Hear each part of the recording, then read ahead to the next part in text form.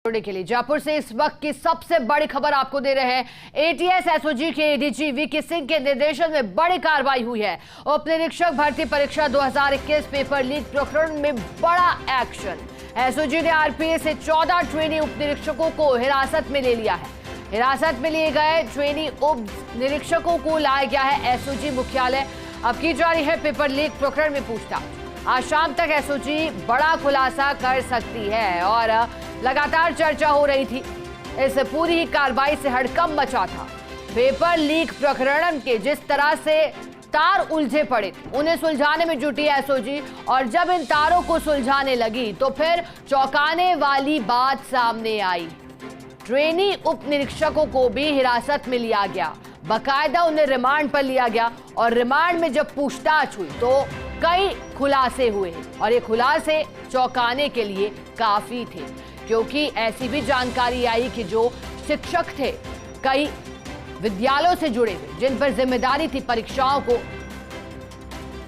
संपन्न करवाने की, उनकी भी संदिग्ध भूमिका दिखाई। पूछताछ का क्रम आगे चला। अब पेपर लीक प्रकरण में एसओजी मुख्यालय लाया गया इन्हें और अब बड़ा खुलासा होने की बात। हालांकि जो गिरफ्तारियां लगातार पेपर लीक प्रकरणों को लेकर के की गई थी एसओजी की ओर से, उनमें कई बातें सामने आई और कई बड़ी गिरफ्तारियां भी हुई। सहयोगी सत्यनारायण हमारे साथ जुड़ गए हैं अधिक जानकारी देंगे। सत्यनारायण, पेपर लीक प्रकरण में जो खुलासे हो रहे हैं वो पहले से ही चौंका रहे हैं, अब एक और बड़े खुलासे की बात हो रही है, किस ओर संकेत है सत्यनारायण? देखिए, एडीजी एसओजी वीके सिंह के नेतृत्व में लगातार एसओजी बेहतरीन काम कर रही है।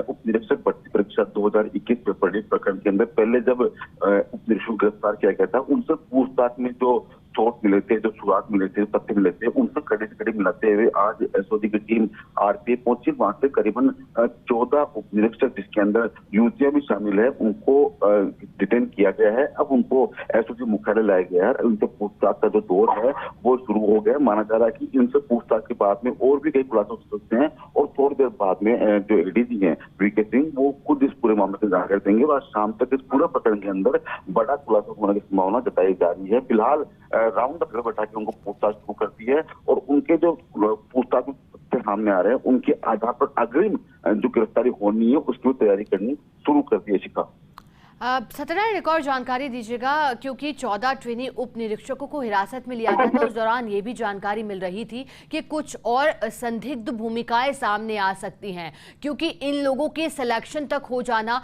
बिना किसी की भनक लगे। तो ऐसे में क्या अभी तक किसी की भूमिका सामने निकल कर आई जिनकी भूमिका नहीं होनी चाहिए थी पेपर लीक में? बिल्कुल शिखा, देखिए, इसमें जब एसओजी पूछताछ कर रही थी, वो पूछताछ के बाद में उन्होंने आरपी जाके पेपर भी लिया था, वही पेपर लिया था जिस पेपर को देकर ये उपनिरीक्षक बने थे।